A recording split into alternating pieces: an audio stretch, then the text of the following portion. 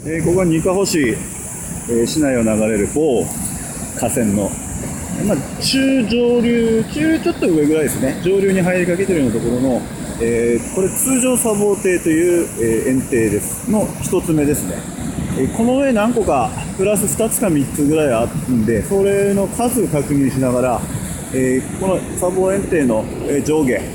メインに釣りをしていきたいと思います。まだこの一つ目のとこだと結構魚薄いんでどうかと思うんですけど、ちょっと水量が増えてきて、